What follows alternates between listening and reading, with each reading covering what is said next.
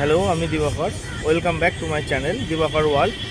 তো ক্যাপশন থেকে বুঝতেই পারছো যে আজকে আমরা দক্ষিণেশ্বর যাচ্ছি।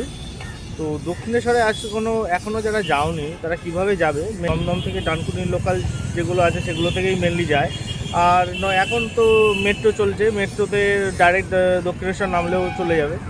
আজকে দক্ষিণেশ্বর যাচ্ছি, তো আমি তো ঘুরবো, সাথে তোমাদেরকেও ঘোরাবো, চলো। আর আমি আজকে যাচ্ছি বাইক নিয়ে। তো এখন আমি আছি বেলঘড়ি এক্সপ্রেস হাইওয়েতে। তো আমি যাব আলমবাজার, আলমবাজারে আরেকজন আসবে, তো ওখান থেকে আমরা একসাথে যাব। চলো, বাকি কথা পরে হচ্ছে। আমি চলে এসেছি আলমবাজার মোড় বাস স্ট্যান্ড। তো এখানে দাঁড়িয়ে ওয়েট করছি।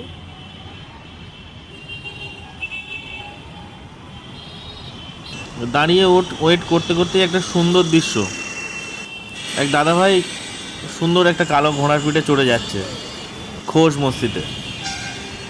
তো আমার পার্টনার চলে এসেছে, তো আমরা বাইক নিয়ে রওনা দিলাম। সামনেই দেখা যাচ্ছে ওপরে স্কাই ওয়াক, আর নিচ দিয়ে দক্ষিণেশ্বরে যাওয়ার রাস্তাটা।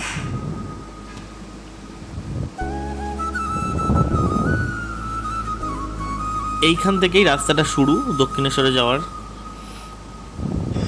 এই রাস্তা দিয়ে সোজা দক্ষিণেশ্বর গেটে গিয়ে পৌঁছে যাবে। আর ওপর দিয়ে যারা হেঁটে যাচ্ছে তারা ওপর দিয়ে হেঁটে যাবে, যেটা স্কাই ওয়াক করা হয়েছে শুধুমাত্র যার হাঁটার জন্য। সেখানে একটা সুন্দর অ্যাম্বিয়েন্টও আছে। তো আপনারা যখন যাবেন অবশ্যই ওপরটা একবার ঘুরে দেখবেন, ভালো লাগবে। তো আমি চলে এসেছি পার্কিংয়ে 4 চাকা 2 চাকা সব রকম গাড়ি রাখারই ব্যবস্থা আছে। হ্যাঁ, ফ্রি নয়, পে করতে হবে তার জন্য। তো গাড়িটা রেখে এবার আমি সামনের দিকে হাঁটছি। আগে কি হচ্ছে আমি অবশ্যই দেখাবো। দক্ষিণেশ্বরে কিন্তু অনেকদিন আগে এসেছিলাম, ব্যাপারগুলো কিন্তু পুরোটাই চেঞ্জ হয়ে গেছে। এখন কিন্তু আগের মতো সেই ব্যবস্থা নেই। বাইরের ধারে কচুরি বিক্রি বা অনেক ভিখারিরা বসে থাকতো, সেই ব্যাপারগুলো এখন আর দেখছি না। পুরো সরিয়ে দিয়েছে।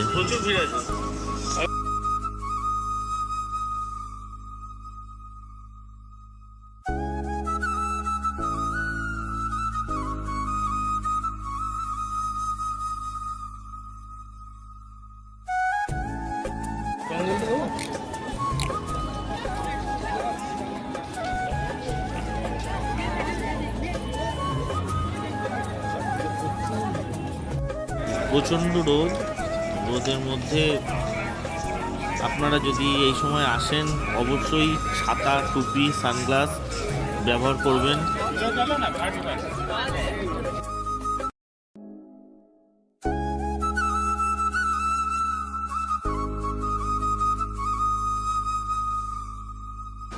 তো প্রথমে এই দোকানটাতেই, প্রথম যে দোকানটা আছে বেশি না ঘুরে এই দোকানটাতেই গেলাম। তো এখানে সব ব্যবস্থা ছিল বলে গেলাম দোকানটাতে, গিয়ে জুতোটা রাখলাম, হেলমেটগুলো রাখলাম, আর একটা পুজো কিনলাম, যেটা মন পছন্দ না হলেও ঠিক আছে, একটু বেশি যেন কস্টলি বলে মনে হলো। 100 টাকা নিল পুজোটার জন্য।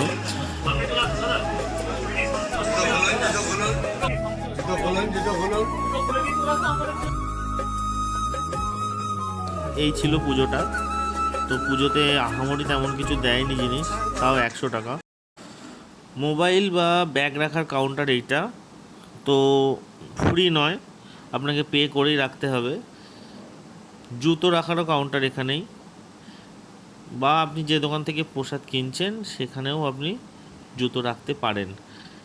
এখানে রাখলেও আপনাকে পয়সা দিয়ে রাখতে হবে, সেখানে রাখলেও আপনাকে পয়সা দিয়েই রাখতে হবে।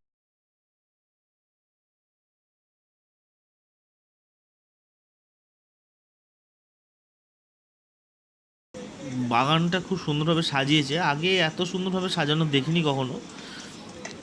তো হেঁটে যাচ্ছি পিছন দিকটাতে, সামনেটা খুব সুন্দর লাগছে, কিন্তু একটা জিনিস খুব মিস করছি, যেটা এখানে প্রচুর হনুমান দেখা যেত, যেটা এখন আর একদমই দেখা যাচ্ছে না। জানি না কেন, হয়তো খাবারের অভাব আছে বা কিছু সমস্যা আছে যার জন্য হনুমান এখানে একদমই দেখা যাচ্ছে না। আর চারদিকে পুরো ঘিরে দিয়েছে। এই ঘিরে দেওয়ার কারণে ওইদিকে নদীর পাড়ে গিয়ে আগে যে বসার ব্যাপার ছিল সেই দিকটায় আর যাওয়া যাচ্ছে না। এইটা একটা কেমন লাগলো যেন, কারণ আগে যতবারই গেছি নদীর পাড়ে গিয়ে বসেছি, এবার আর বসতে পারলাম না। পিছন দিকে অনেক দোকান বসেছে, অনেক কিছু বিক্রিও হচ্ছে, ছবি, ফটো ফ্রেম, আইসক্রিম, খাবার দাবার অনেক কিছুই অ্যাভেলেবেল আছে।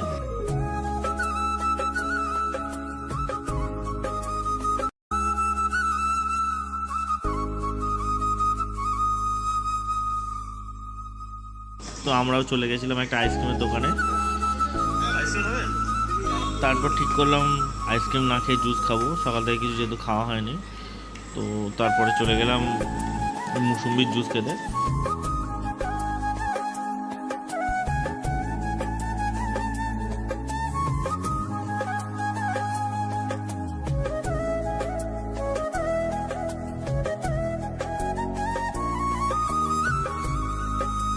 দাদাকে জিজ্ঞাসা করলাম যে ঠান্ডা হবে, তো বললো যে না।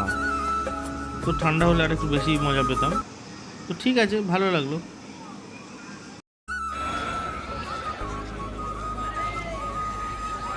এবার বলি, এটা হচ্ছে ভোজনালয় বা ফুড প্লাজা হিসেবে এটা তৈরি করেছে। তো আগে বাইরে যে কচুরির দোকানগুলো দেখা যেত লাইন দিয়ে থাকতো, সেইগুলো এখন আর নেই, সেগুলো সব এখানে শিফট করিয়েছে। তো ব্যাপারটা অবশ্যই ভালো হয়েছে, দেখতেও যেমন ভালো লাগছে, তো ভেতরটাও অনেক পরিষ্কার পরিচ্ছন্ন হয়েছে, যাতায়াতেরও সুবিধা। তো আজকের মতো ঘোরা তো হয়েই গেল। এবার যাচ্ছি পার্কিংয়ে, ওখান থেকে গাড়িটা নেব। আর পার্কিংয়ে গেটটা পিছন দিক দিয়ে আপনাকে বেরোতে হবে।